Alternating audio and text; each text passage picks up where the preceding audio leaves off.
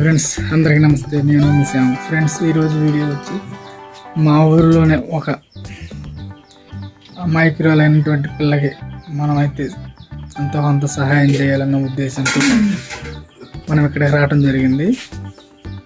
వాళ్ళ గురించి మనకు మొత్తం తెలిసిన చూసే ప్రేక్షకులకి, చూసే సబ్స్క్రైబర్స్ అందరికీ తెలియాలని నేను వీడియో చేయడం జరుగుతుంది.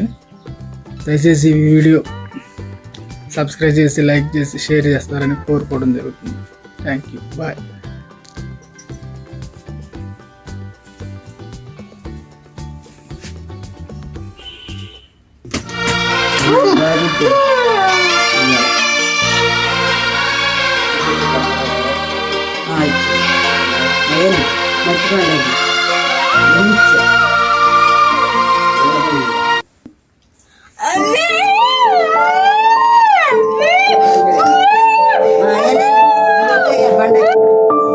నమస్తే అక్క. మీ పాప గురించి తెలిసి మేము యూట్యూబ్ వీడియోలో తీసుకోవడం కోసం వచ్చాము. మీ పాప పరిస్థితి ఏంటి పరిస్థితి ఎలా ఉంటుంది ఏంటి అనేది మొత్తం కూడా మీరు చెప్పుకోవచ్చు ఇందులో. అసలు మీ పాప పరిస్థితి ఏంటి? మా పిల్లకి ఫస్ట్ కాడ నుంచి వికలాంగ లెక్క వచ్చింది. అది మోగా శివుడు, ఏమి రావు మాటలు. ఇక ఆ పిల్లకి పని పాటకి వెళ్ళకుండా చూసుకుంటూ ఉంటామే నేను. ఇక అది ఆమె ఫస్ట్ గా నుంచి ఇలాగే ఉందా, మధ్యలో వచ్చిందా ఈ పరిస్థితి? ఫస్ట్ కాడ నుంచే వచ్చింది. ఫస్ట్ గా నుంచి అలాగే ఉంది. అట్టగా ఉంది. మొత్తం మీకు ఎంతమంది పిల్లలు? ముగ్గురు ఆడపిల్లలు. ముగ్గురు ఆడపిల్లలు. పెళ్ళిళ్ళు అయినాయా? ఒక్క పిల్లకే చేసా. ఒక పిల్ల పెళ్ళి అయింది. మూడో పిల్ల చేసా. ఫస్ట్ పిల్ల ఈ పిల్లే.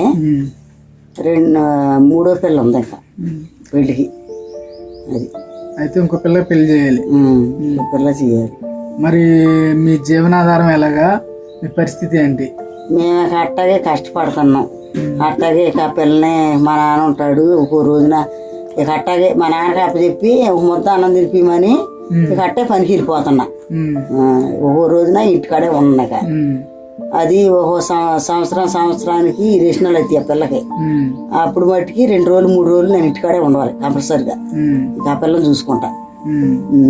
అది మరి మీ ఆయన గారు ఏం చేస్తారు?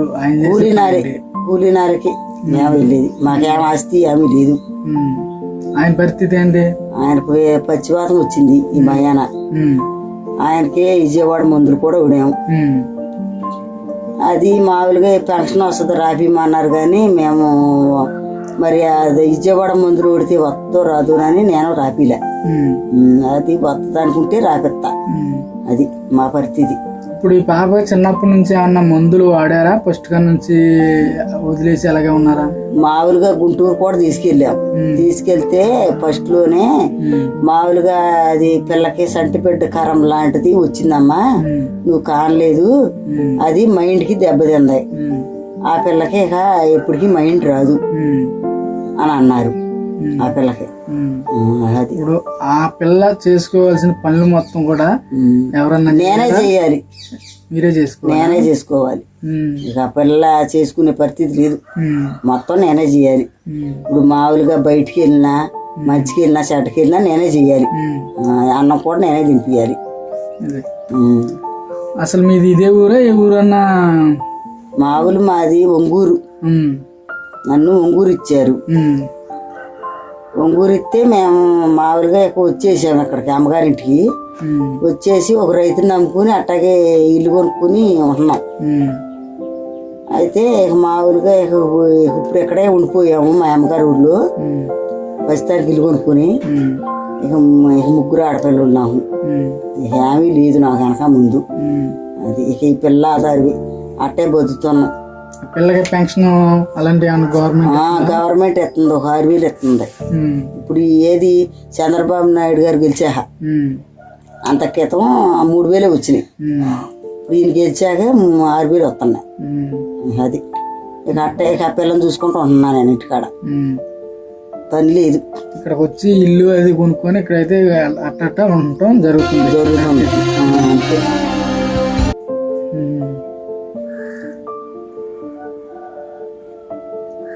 అంతే. మీరు పనికి వెళ్తారా? మీరు ఇంటి దగ్గరేనా? నేను ఒక్కోసారి ఇంటికాడే ఉంటానమ్మా. నేను ఎందుకంటే ఈ పిల్లల గురించి ఎప్పుడు ఎట్లా ఉంటుందో తెలుస్తలే ఈ పిల్ల పరిస్థితి.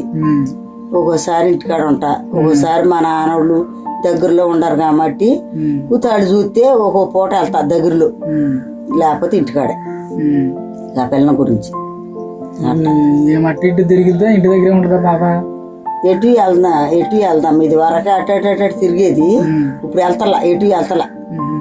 మా అమ్మ వాళ్ళ ఇంటికి మా ఇంటి దగ్గరికే తిరిగిద్ది, తిరుగుతుంది, లేకపోతే గుడి కాడ కూర్చొని ఉంటది ఆడాడు జాతన.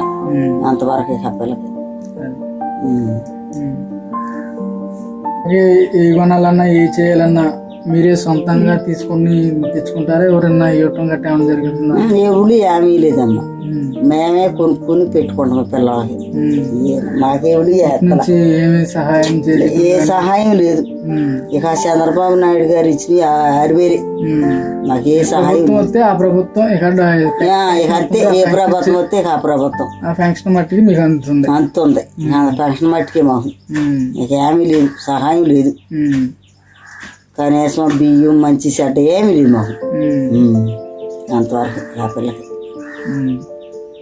35 కేజీలు అంటున్నారు, 35 కేజీలు బియ్యం కూడా ఎత్తలే మాకు ఆ పిల్లకి. అంతవరకు.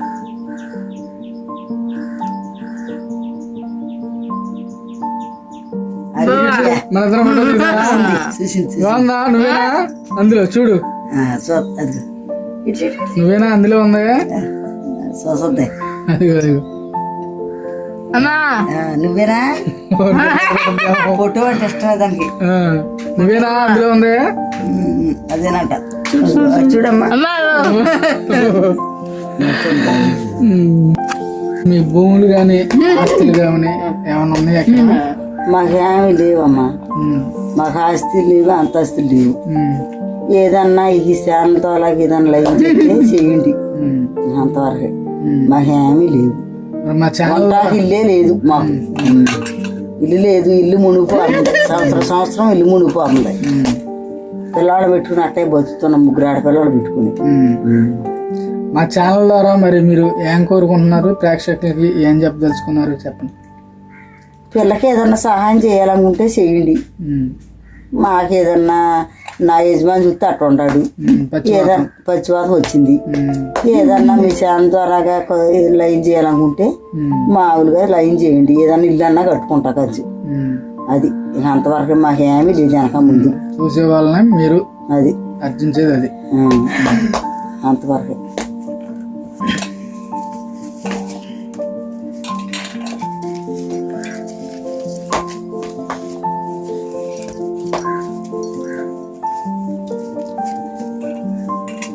నేనైతే నాకున్న దాంట్లోనే నేను తోచింది అయితే ఇవ్వటం జరుగుతుంది. మీరు అనుకున్నంత విధానంగా లేకపోయినా మనకున్న దాంట్లోనే మీకైతే ఈ పాప నిమిత్తం నాకు తోచిన దాంట్లో డబ్బులు ఇవ్వటం జరుగుతుంది.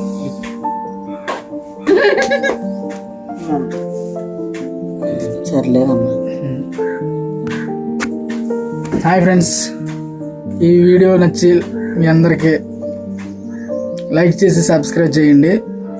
మరిన్ని వీడియోలు ఇలాంటి వీడియోస్ కావాల్సి వస్తే మీరు కామెంట్లో కామెంట్ చేయండి. మీరు మనకున్న దాంట్లోనే ఎవరికైనా సహాయం చేయడానికి ముందుంటామని చెప్పడం జరుగుతుంది. Thank you, bye.